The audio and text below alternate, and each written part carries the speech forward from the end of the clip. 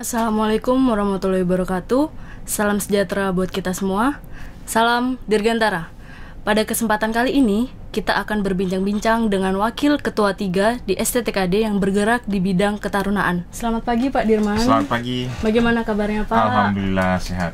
Nah, di sini saya kan sudah kenal nih Pak Dirman sebagai Waka 3. Boleh Bapak memperkenalkan diri kembali mulai dari nama, jabatan, kemudian background pendidikan? Oke, terima kasih. Jadi nama saya Sudirman HI Umar. HI itu bacanya Haji ya, jadi lengkapnya mungkin Sudirman Haji Umar gitu.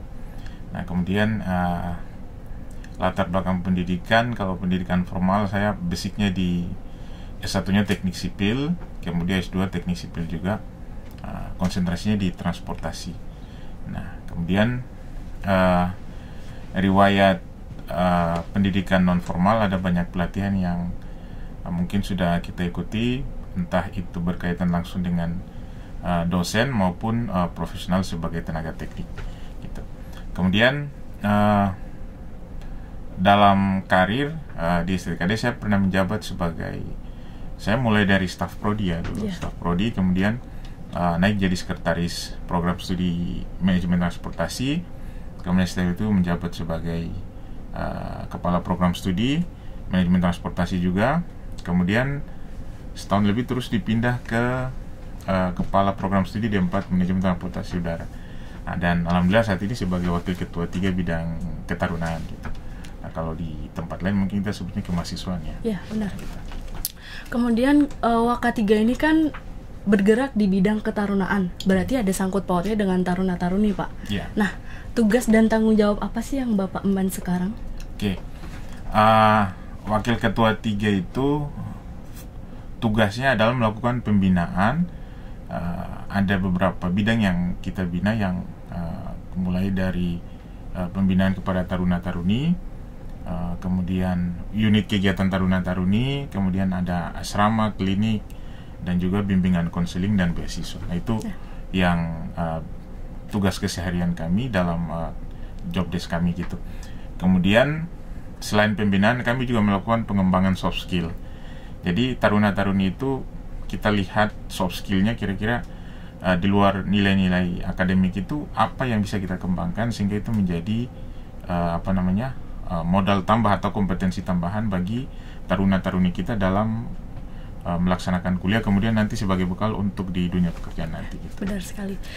Kemudian unit kerja yang dibawahi oleh Waka 3 apa saja ya Pak? Kan biasa saya dengar Waka 3 beserta jajarannya. Okay. Nah, jajarannya ini bisa disebutkan Pak? Nah, secara hierarki wakil ketua 3 itu di bawah ketua STTKD ya. Kemudian di bawah wakil ketua 3 itu ada 6 departemen. Yang pertama ada pengasuhan, diketuai oleh Kapengasuh. Kemudian yang kedua oleh UKT. UKT itu unit kegiatan taruna-taruni. Kemudian ada beasiswa, ada departemen bimbingan konseling, kemudian ada klinik dan kesehatan, kemudian yang terakhir ada departemen untuk asrama taruni gitu. Itu yang di bawah jajaran Waka 3.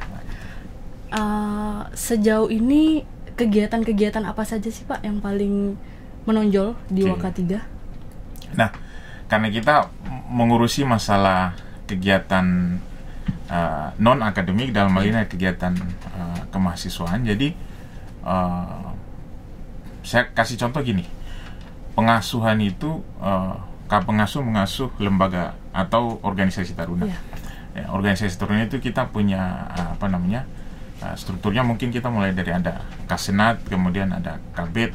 Kabet itu Badan Eksekutif Taruna ya. Kebetulan Talita kan juga berada di dalam situ kan? Nah, kemudian juga ada Poltar. Poltar itu Polisi Taruna.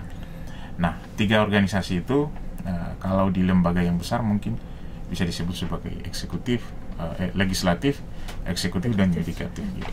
Jadi legislatif itu Senat, kemudian eksekutif itu BED, kemudian yudikatif itu Poltar tadi ya. Nah, jadi mereka punya tugas dan fungsi masing-masing gitu. Kemudian UKT itu kita bagi dalam 2 kelompok ya. Jadi ada apresiasi seni dan budaya, kemudian yang kedua itu Jastar atau Jasmani Taruna. Nah, Jastar itu di bawahnya ada UKT-UKT yang bergerak di bidang olahraga ya, misalnya bola kaki, futsal, voli, basket dan sebagainya. Kemudian apresiasi seni dan budaya itu berarti berada di bawahnya ada UKT-UKT seni, misalnya seni musik, tari, kemudian paduan suara dan sebagainya. Nah itu. Kemudian selain itu kita juga punya kegiatan pembinaan terhadap beasiswa. Jadi ada beberapa jenis beasiswa yang kita tawarkan di sini oleh STTKD. Yang pertama adalah beasiswa dari Yayasan Citra Dirgantara atau beasiswa YCD. Saat ini kita punya puluhan taruna-taruni yang alhamdulillah diberi kesempatan untuk bisa kuliah di sini dengan beasiswa Yayasan Citra Dirgantara.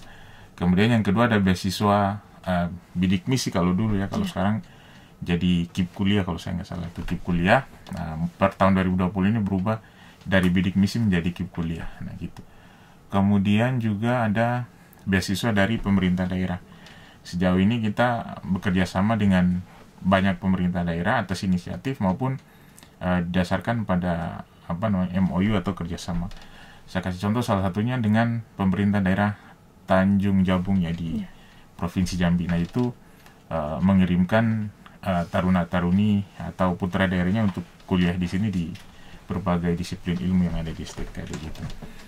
Kemudian juga kita melakukan kegiatan pembinaan untuk konseling ya. Jadi karena mahasiswa kita cukup banyak, kemudian mereka pasti punya banyak persoalan, entah itu persoalan keluarga, persoalan dengan teman kelasnya dan sebagainya, sehingga kita perlu atau memandang harus ada divisi khusus yang bisa memberikan mereka pandangan, kemudian memberikan mereka nasihat-nasihat dan sebagainya. Dan itu kita dibantu oleh psikolog yang profesional, yang betul-betul psikolog kita. Nah yang terakhir masih ada dua ya, yang berikutnya ada klinik. Nah klinik sendiri itu kegiatannya melayani kesehatan taruna-taruni.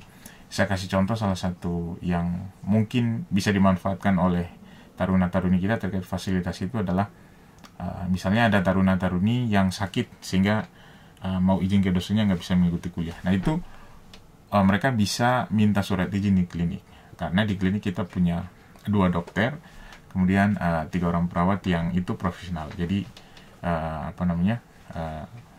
sudah sesuai dengan disiplin ilmu mereka masing-masing. Nah yang terakhir itu asrama. Asrama di sini kita khususkan untuk taruni tingkat 1, tingkat pertama. Nah, mungkin Talita juga pernah mengalami masa itu ya, saya kira. Selama 1 tahun untuk pembinaan awal, kemudian nanti di tahun kedua mereka bisa tinggal artinya bisa di luar asrama. Nah, jadi kurang lebih itu kegiatan yang sehari-hari kita laksanakan di ketarunaan sendiri gitu. Cukup banyak ya Pak ya. Dan itu sistemnya untuk mendisiplinkan taruna-taruni sendiri. Sangat banyak. Tugas utama kita adalah tadi betul mendisiplinkan, kemudian membuat taruna-taruni kita punya etika moral, dan yang paling penting adalah tanggung jawab, dan ada satu tambahan lagi itu adalah daya juang gitu. Nah itu penting. Disiplin itu menjadi modal ya. Jadi kita di sini bahkan punya slogan STTKD Kampus Dirgantara, Kampus Disiplin kalau di depan hanggar ini kan. Ya sangat besar. Jadi taruna-taruni kita harus malu kalau misalnya kuliah terlambat, kemudian ngumpul tugas terlambat. Nah, disiplin diri itu kita mulai dari hal-hal kecil ya. Jadi datang kuliah 10 menit sebelum perkuliahan dimulai kita sudah harus di kelas. Meskipun sekarang kuliahnya online karena lagi COVID, tapi kita sudah harus standby minimal kalau 10 menit enggak, paling enggak 5 menit sebelum kelas dimulai, karena kan sharing untuk kelas online-nya pasti sudah diberikan di grup kan. Jadi kita harus membiasakan diri kita untuk disiplin dari hal-hal kecil seperti itu. Kemudian kalau tugas waktunya 2 hari, ya 2 hari harus dikumpulkan, jangan. Jadi itu menjadi modal yang paling penting bagi taruna-taruni kita masuk ke dunia kerja nanti. Karena kalau di penerbangan itu risikonya cukup tinggi ya. Jadi kalau Anda telat 1 menit atau Anda telat beberapa detik saja, nah itu bisa mengakibatkan human error. Nah itu yang menjadi kendala kita. di penerbangan itu ada prinsip namanya safety is number one, keselamatan itu nomor satu. Jadi nggak boleh ada toleransi terkait kesalahan manusia, itu yang harus kita minimalisir. Nah, supaya kita mencapai itu, maka kita harus punya sumber daya manusia, dalam hal ini taruna-taruni yang kita didik itu punya jiwa dan karakter kedisiplinan yang tinggi. Kemudian tanggung jawab. Nah, tanggung jawab itu kita wujudkan dalam tadi kegiatan-kegiatan kemahasiswaan itu. Jadi ada pengurus lembaga, baik itu Senat, BET maupun Poltar, kemudian juga UKT dan sebagainya gitu. Kita memberikan kesempatan kepada taruna-taruni untuk berproses di dalam lembaga-lembaga tersebut. Bukan cuma kesempatan, tapi juga kita danai ya. Kita danai sehingga setiap kegiatan yang dilakukan itu bisa terselenggara dengan baik. Kemudian taruna-taruni belajar untuk manajemen sendiri, itu mengatur bagaimana cara membuat kegiatan, kemudian bagaimana cara berorganisasi, bagaimana cara mempertanggungjawabkan anggaran yang digunakan dan sebagainya gitu. Nah, dari situ kita bangun mereka punya tanggung jawab. Sedangkan untuk etika, moral dan sebagainya, memang kita wajibkan taruna-taruni STKD itu harus punya respect atau saling menghargai. Jadi ada senior, ada junior kan. Nah, gitu. Junior menghargai seniornya, menghormati seniornya, kemudian senior membimbing dan menyayangi, kemudian mengarahkan juniornya gitu. Nah, seharusnya seperti itu. Jadi jangan sampai ada muncul mindset atau opini-opini yang liar, karena satu hal yang perlu kita jaga adalah kegiatan hubungan antara senior dan junior itu memang harus berdasarkan pada hubungan etika dan moral yang bisa kita pertanggungjawabkan gitu. Nah, kemudian satu lagi daya juang. Nah, daya juang itu penting nih. Nah, jadi taruna-taruna kalau di perusahaan biasanya kita dilakukan uji stres. Jadi uji stres itu kita dibuat bekerja di bawah tekanan sampai pada fase atau sampai pada puncak tertentu.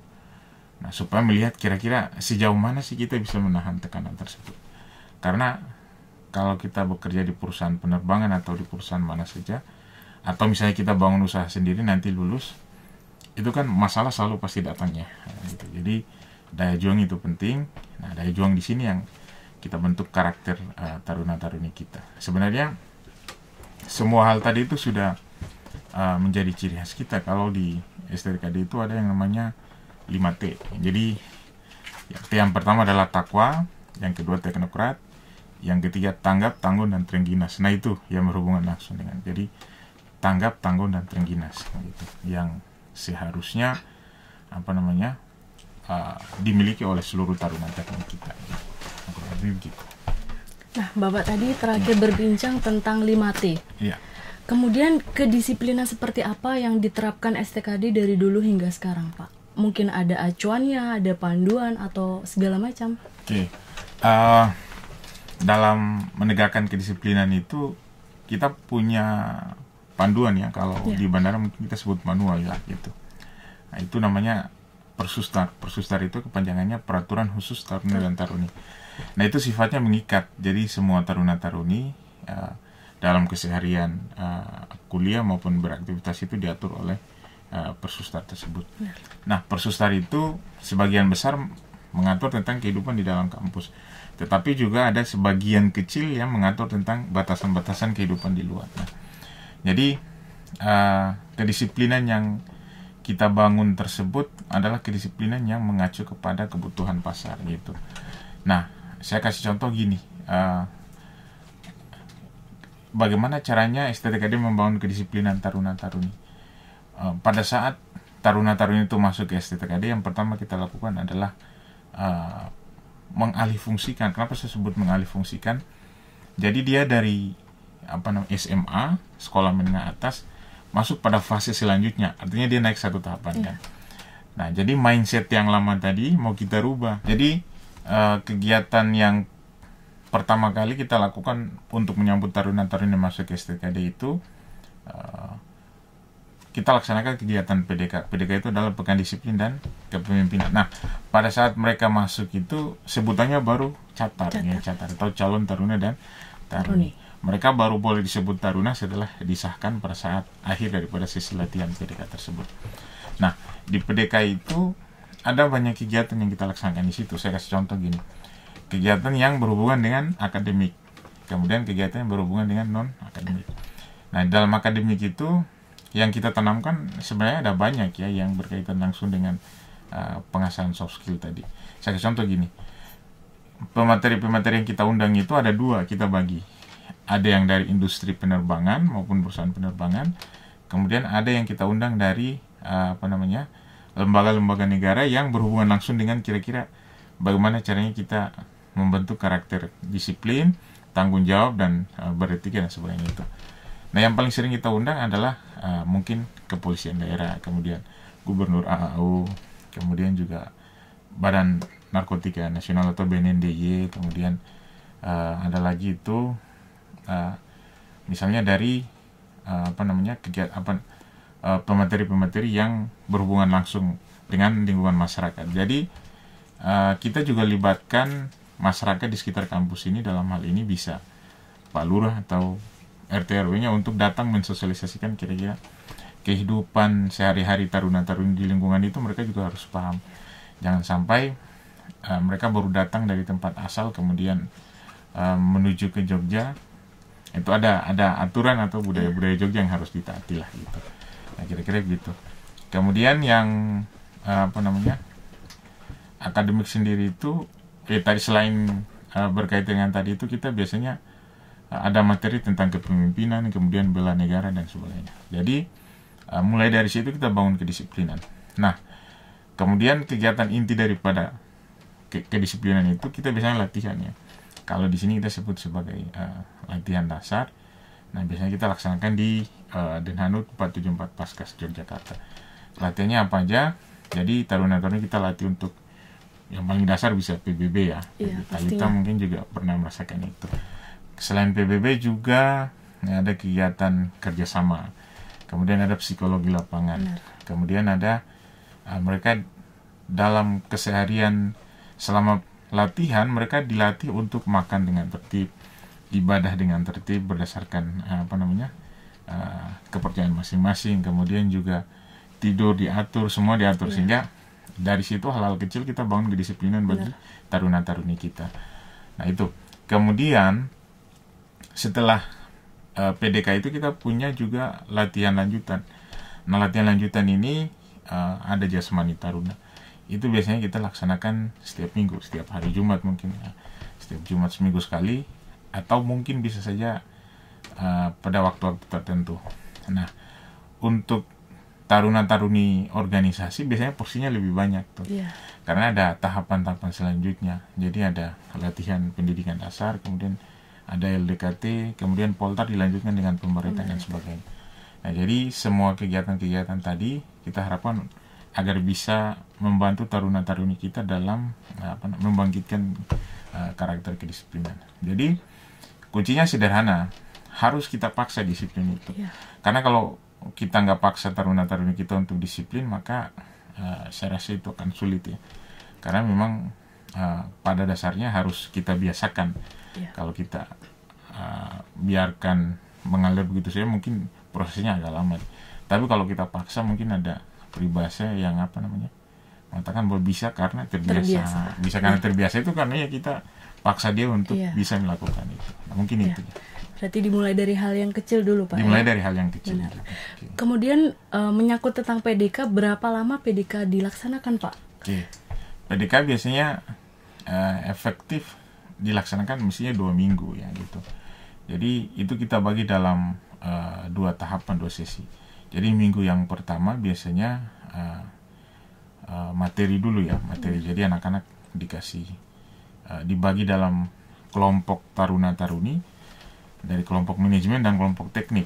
Jadi manajemen ini nanti materinya berkaitan dengan ilmu manajemen penerbangan, kemudian ground handling dan sebagainya. Sedangkan yang teknik sendiri biasanya kita libatkan pemateri langsung dari perusahaan penerbangan ya. Yang paling sering kita undang mungkin ada Garuda Maintenance Facility, kemudian ada Batam Aeroteknis dan sebagainya, atau mungkin juga Merpati Maintenance Facility. Nah, itu bisa kita libatkan untuk memberikan pandangan kepada taruna-taruni kita, catar kita, sudah memutuskan kuliah di STTKD, kira-kira ke depan mereka nanti akan berada pada lingkungan mana gitu. Nah, saya kira itu yang harus kita tanamkan. Kemudian pada minggu berikutnya baru kita akan laksanakan kegiatan latihan tadi. Jadi biasanya kita bagi dalam 2 sesi, ada kelompok taruni dulu, baru kelompok taruna, jadi nggak boleh kita gabung. Iya. Latihannya harus terpisah gitu. Yang harus berangkat dulu ke Paskas ya Pak ya? Ya, yang berangkat dulu ke Paskas kira-kira siapa? Iya, benar. Ya. PDK ini hanya dilaksanakan selama 2 minggu, kurang lebih 2 minggu. Dan ini sangat-sangat, menurut saya sangat berkesan Pak, hingga saya sampai tingkat 3 sekarang. Karena PDK ini, pertama kita tidak mengenal siapapun, dan kita harus belajar mandiri dengan orang-orang baru. Dan di sana diajarkan kedisiplinan mulai dari hal-hal yang terkecil. Makan diatur, tidur diatur, dan segala macam, begitu Pak. Betul. Kemudian ketika sudah taruna-taruni disebut benar-benar taruna dan atau taruni ketika berada di STTKD, apakah ada kedisiplinan yang dilakukan Pak? Ya, oke. Jadi pembinaan lanjutan tadi untuk kedisiplinan itu sebenarnya kalau di tempat kita di STTKD itu kan ada namanya Persustar tadi yang saya sebutkan ya. Nah, di Persustar itu ada satu hal penting yang diatur di situ. Saya kasih contoh, ukuran rambut. Nah, kemudian kumis, jenggot taruni tidak boleh, kukunya diwarnai dan seterusnya. Bahkan make up pun harus diatur ya. Jadi sesuai dengan apa yang ada di dalam Persustar. Mengapa demikian? Jadi kita biasakan taruna-taruni kita untuk disiplin dari hal-hal kecil. Nah, pertanyaannya misalnya gini, kalau yang FA kan harus cantik, yang prodi FA. Bagaimana caranya mensikapi itu? Nah, khusus untuk FA memang karena kita melihat kebutuhan pasar ya. Mereka harus good looking, jadi mereka harus punya penampilan yang sedari awal sudah harus dibiasakan untuk bisa make up dengan sendiri, kemudian rambut sudah bisa dicepol atau ditwist secara mandiri dan seterusnya. Nah, jadi ada toleransi yang kita berikan gitu. Nah, cuman memang setiap minggu di hari Senin dan Selasa itu kita ada laksanakan apel pagi untuk melaksanakan pemeriksaan kedisiplinan. Jadi biasanya dibantu oleh senior dari Senadbet maupun Poltar, kemudian didampingi oleh pengasuh, nanti akan melaksanakan pemeriksaan kedisiplinan. Nah, itu yang biasanya kita laksanakan. Dan itu rutin kita laksanakan setiap saat gitu. Untuk pengecekan kerapian dari mulai ujung rambut sampai ujung kaki ya Pak? Ya, betul. Jadi jangan sampai, karena kita pakai seragam ya, jangan sampai ada salah interpretasi, mungkin ada yang seragamnya wingnya di kiri atau di kanan, kan itu harus ya. Atau misalnya chevronnya jangan sampai terbalik dan seterusnya. Atau nggak boleh kumisan atau jenggotan, karena itu memang untuk taruna-taruni memang kita larang untuk punya kumis maupun jenggot ya, karena kita biasakan mereka untuk disiplin sedari awal. Nah, kemudian bedanya dengan sweeping apa ya Pak? Oke. Nah, kalau sweeping itu penegakan kedisiplinan yang kita laksanakan pada waktu-waktu tertentu. Sedangkan pemeriksaan mingguan itu kita laksanakan rutin tiap minggu. Kalau sweeping, nah yang perlu saya pertegas di sini bahwa kalau taruna-taruni dengar istilah sweeping biasanya pada takut kan ya. Mungkin Talita juga dulu tingkat 1 gitu. Nah, jadi sweeping itu bukan untuk mencari-cari kesalahan taruna atau taruni, bukan. Tapi untuk memastikan saja di lapangan kira-kira betul nggak taruna-taruni kita sudah berpenampilan sudah sesuai Persustar atau belum ya. Yang itu yang kita cari itu. Jadi kalau dengar kata sweeping nggak usah panik nggak usah panik, nggak usah, karena konotasinya kayaknya negatif. Benar. Nah, jadi di lembaga organisasi baik Senadbet maupun Poltar selalu saya tekankan bahwa pada saat sweeping tidak boleh penindakan itu dilaksanakan sesuka hati, nggak boleh. Jadi harus kita laksanakan berdasarkan SOP. Dalam hal ini adalah Persustar yang sudah dituliskan di situ, itu yang harus. Nah, misalnya dalam sweeping ada temuan misalnya rambutnya nggak dicukur. Nah, kira-kira tindakannya gimana? Nah, itu kita harus sesuaikan dengan apa yang sudah diatur dalam Persustar. Nah, tidak boleh berlebihan. yang paling saya tekankan lagi adalah tidak boleh ada kontak fisik. Nah, kita tegas, kalau latihan fisik monggo silakan, karena itu berkaitan dengan fisik yang prima ya. Tapi kalau kontak fisik itu tidak kita tolerir. Bahkan sangat dilarang, karena itu bisa berkaitan dengan masalah hukum dan sebagainya gitu. Kemudian kampus STTKD ini kan didengar banyak orang semi militer, Pak. Okay. Nah, apakah di dalamnya seperti yang Bapak bilang, dalam tanda kutip keras? Nah, keras ini menurut Bapak keras yang positif atau yang negatif, seperti itu? Okay. Nah, ini yang perlu kita luruskan ya. Benar. Jadi jangan sampai karena semi militer atau pakai seragam terus. Nah, istilah semi militer itu mungkin juga sudah tidak relevan ya kalau menurut kami secara dalam melihat perkembangan kampus gitu. Karena gini, yang mau kita bangun tadi adalah taruna-taruni yang selain punya kemampuan untuk akademis yang baik, juga kemampuan non akademis yang baik. Dalam hal ini adalah soft skill tadi, ada berbagai sarana sudah kita siapkan tadi. Nah, jadi kita hidup di era revolusi industri 4.0. Bahkan sekarang kita bicara soal kampus merdeka gitu. Nah, jadi identitas tetap ada.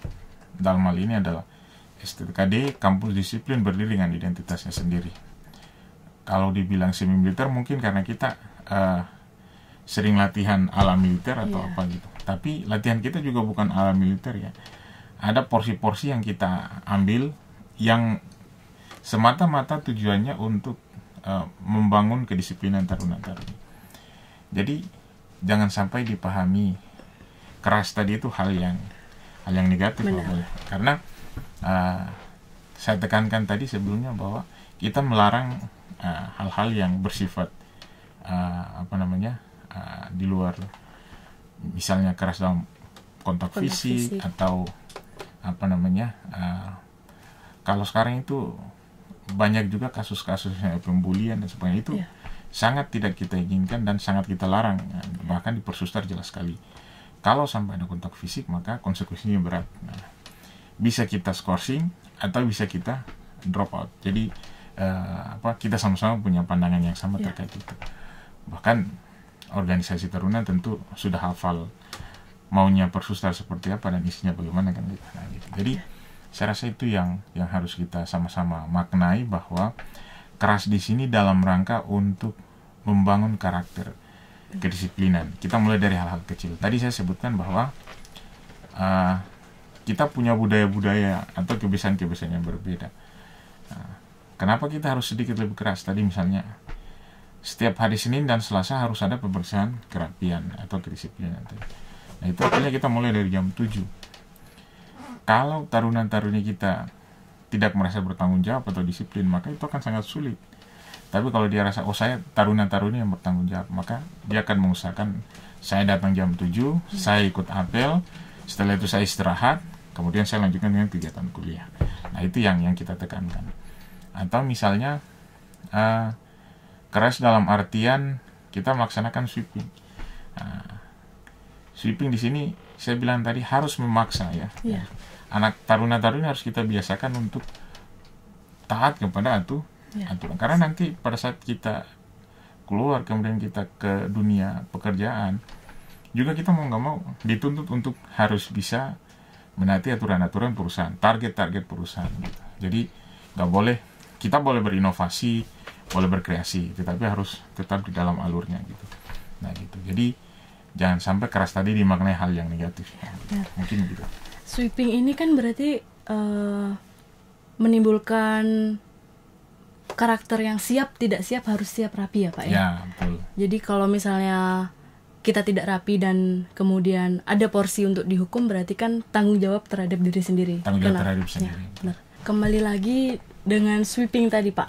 Sweeping ini kan dilakukan dengan senior-senior organisasi, termasuk yang berperan penting adalah Polisi Taruna. Polisi Taruna. Nah, ada berapa organisasi sih Pak di STTKD?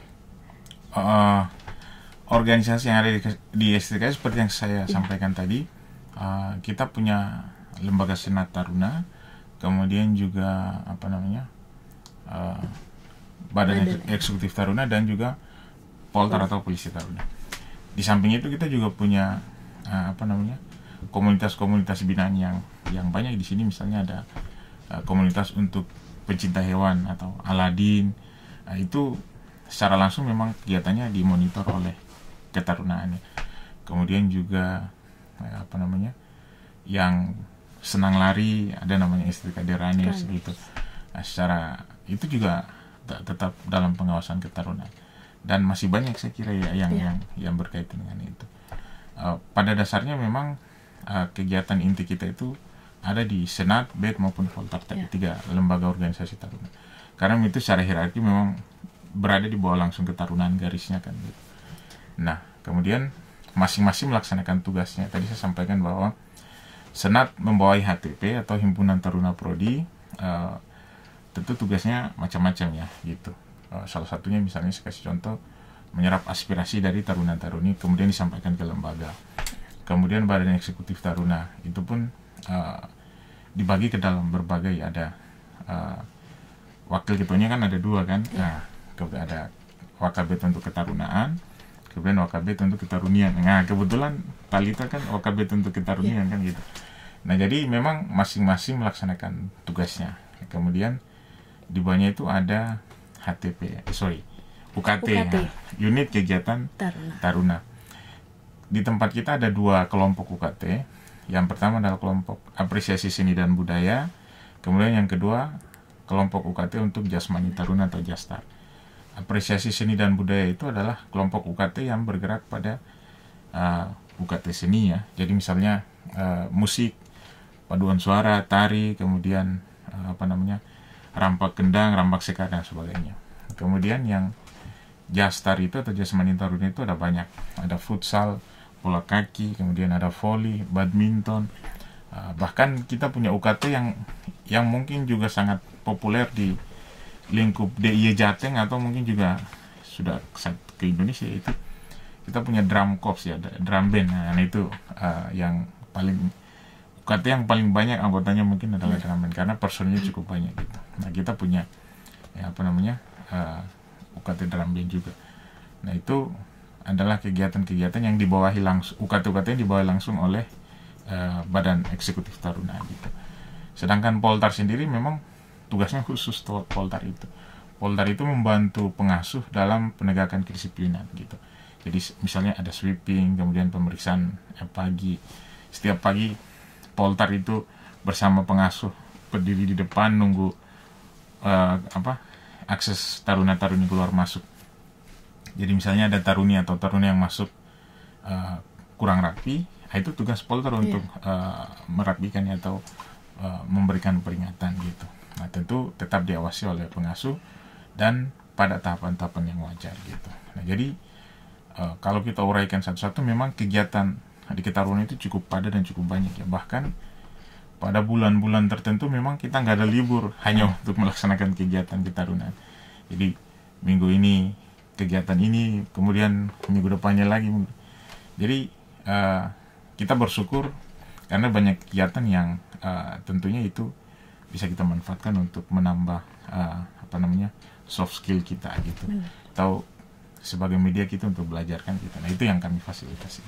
Nah, Badan Eksekutif Taruna sendiri membawahi beberapa UKT. Ya. Nah, UKT ini apakah udah banyak yang mendapatkan penghargaan, Pak? Oke. Nah, prestasi UKT kita memang sangat membanggakan ya. Jadi kita menang pada beberapa lomba, entah itu regional, nasional, bahkan kita juga ikut pada kegiatan-kegiatan internasional nanti yang menjadi target kita. Yang paling berprestasi mungkin saya sebut beberapa, nggak apa-apa ya. Jadi salah satunya drum band tadi mungkin.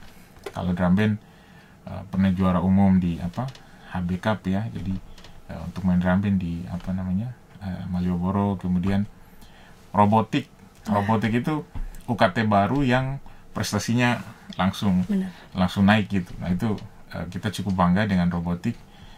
Kemudian Selain robotik, kita juga punya aeromodeling ya. Nah, itu biasanya mereka berkolaborasi untuk mengikuti event-event nasional maupun internasional. Kemudian juga ada UKT Tari. UKT Tari ini yang terbaru, mereka juara untuk lomba Porsimap Tari di Akpol Semarang ya, juara 2, gitu, juara 2 untuk lomba tari gitu. Kemudian jurnalistik juga gitu, jurnalistik juga pernah juara di Akpol Semarang juga di Porsimap. Nah, yang paling sering tampil mungkin ya, saya bikin beberapa klaster gitu. Salah satunya adalah UKT Rampak Kendang. Rampak Kendang itu tamu siapa saja yang datang ke STTKD, mereka selalu disambut, di depan, disambut oleh UKT Rampak Kendang. Jadi UKT tadi cukup membanggakan, sangat membanggakan gitu. Jadi kita senang juga taruna-taruna kita bisa berproses di dalam situ, kemudian bisa mengembangkan soft skillnya, punya kompetensi tambahan dan sebagainya gitu. Oke, gitu. Nah, ini tadi kan membahas tentang senior organisasi nih Pak. Kemudian PDK ini kan dilaksanakan dengan senior organisasi. Nah, bagaimana dengan PDK tahun ini Pak, dengan adanya pandemi seperti ini? Nah, ini pertanyaannya bagus nih. Ini pertanyaan kekinian ya. Oke. Ya. Jadi memang untuk PDK tahun ini, tahun 2020 ini akan kita laksanakan setelah pandemi Covid berakhir. Gitu. Jadi karena kita masih dilarang untuk kumpul-kumpul ya, apalagi kalau PDK otomatis pesertanya cukup banyak jumlahnya, bisa ribuan. Nah, itu nggak boleh. Jadi kita putuskan untuk menunggu pandemi Covid ini berakhir, baru segera akan kita laksanakan kegiatan PDK. Jadwalnya mungkin belum pasti ya, nanti kita akan putuskan di kemudian hari gitu. Nah, ini kan ngomongin tentang PDK yang menyangkut catar-catar yang baru nih Pak. Nah, bagaimana dengan perkuliahan efektif taruna-taruni yang sudah berada di STTKD? Oke, nah jadi perkuliahan sendiri pun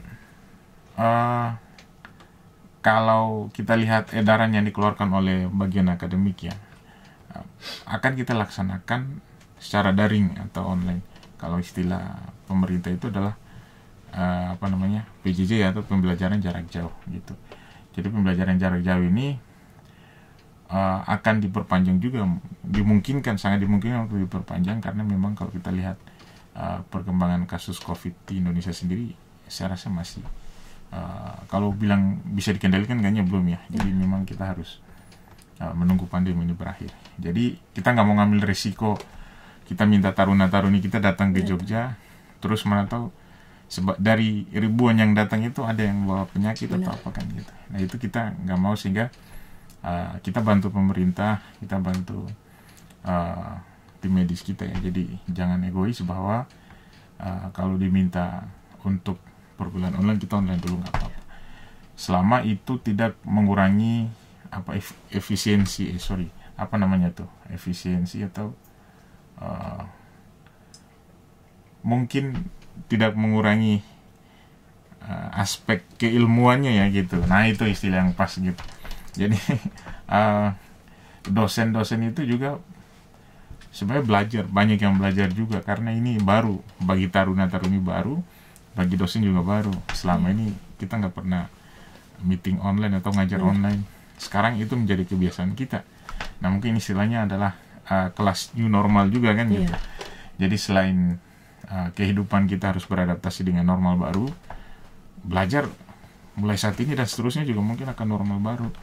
Mungkin besok Talita kalau sidang juga akan dilaksanakan secara online. Mungkin. Nah, jadi itu sangat dimungkinkan, bahkan karena teman-teman Talita itu sudah banyak yang sidang itu dilaksanakan secara daring gitu. Jadi sekarang kita memang harus beradaptasi gitu, karena COVID ini bukan cuma di Indonesia, mungkin seluruh dunia. Nah, itu masalahnya tuh.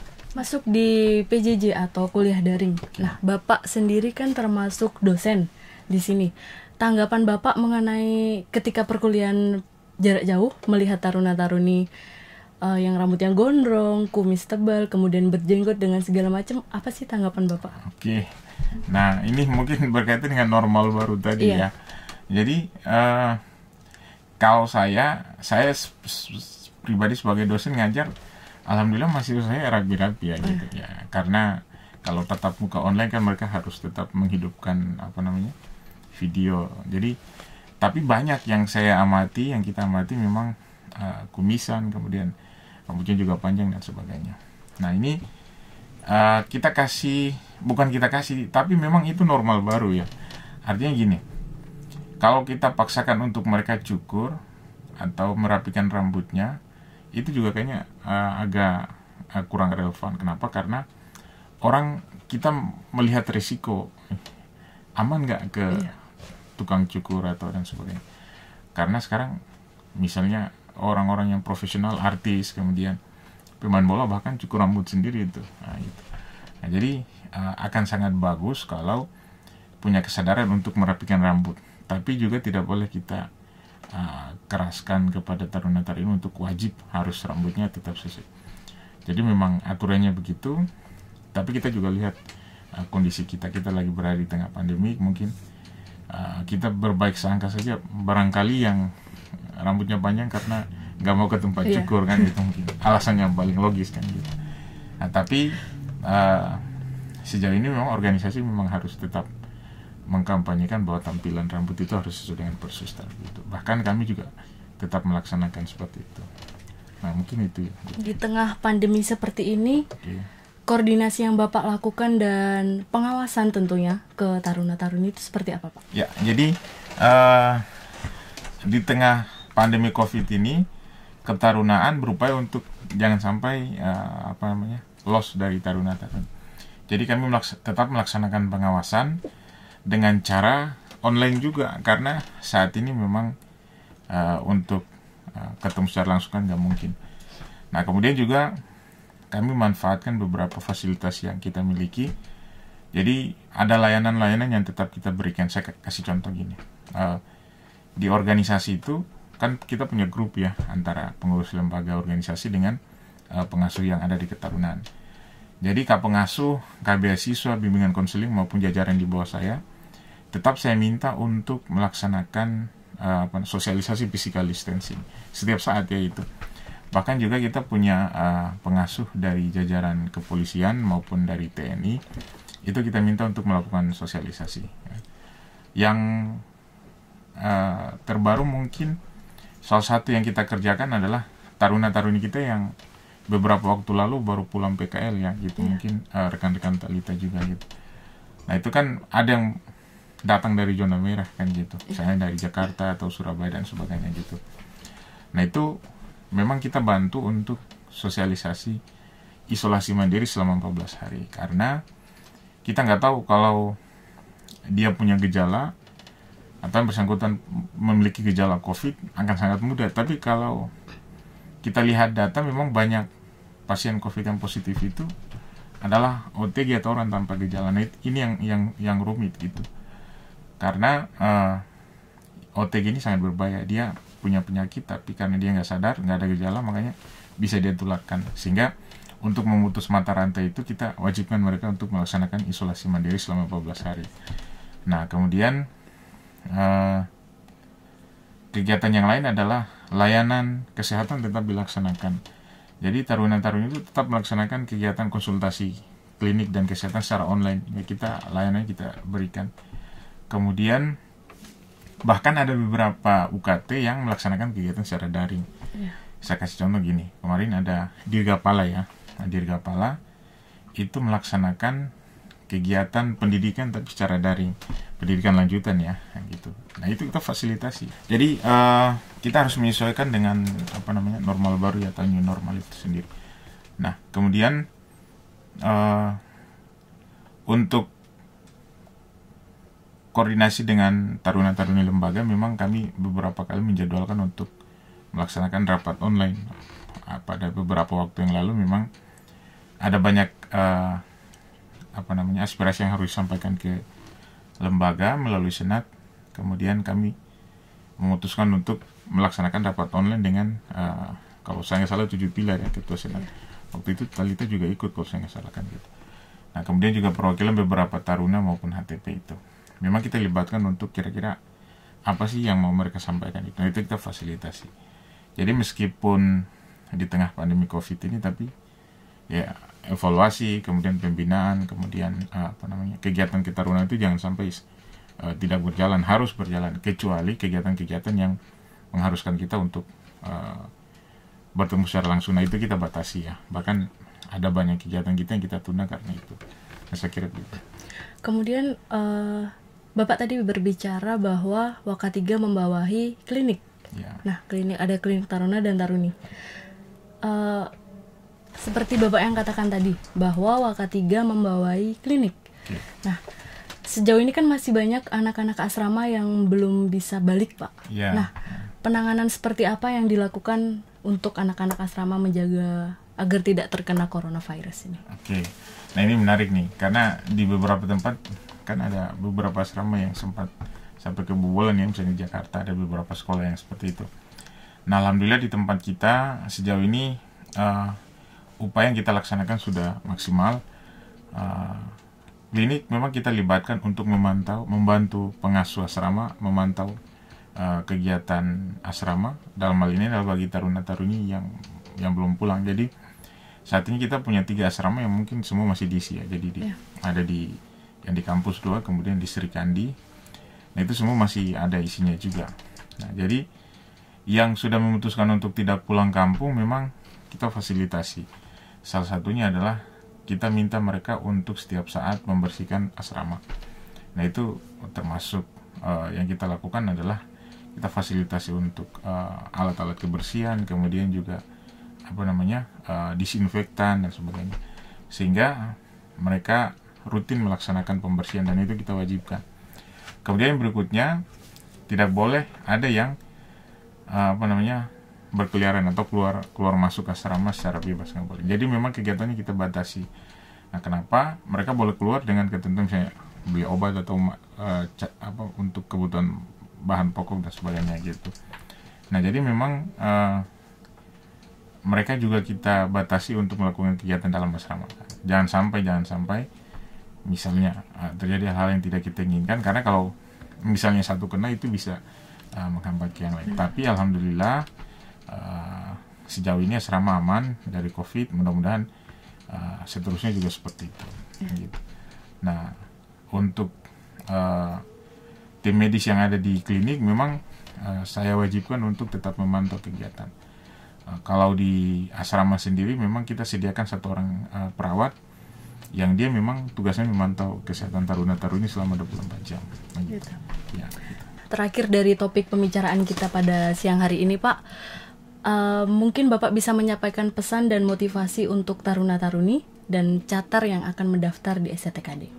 Oke, jadi saya mulai dari catar dulu ya, karena ini ada 2. Nah, kalau pesan saya untuk catar atau calon taruna, memang saat ini atau tahun ini memang tahun yang berbeda gitu. Jadi kita tidak berada pada waktu-waktu seperti biasanya, di mana pada saat kita mendaftar kuliah, kemudian kita mengikuti tahapan pengukuran seragam, kemudian selanjutnya tahapan PDK dan sebagainya. Nah, kebetulan tahun ini berbeda. Tapi bukan berarti itu mengurangi esensi daripada Anda ingin berpindah dari jenjang sekolah menengah atas ke perguruan tinggi.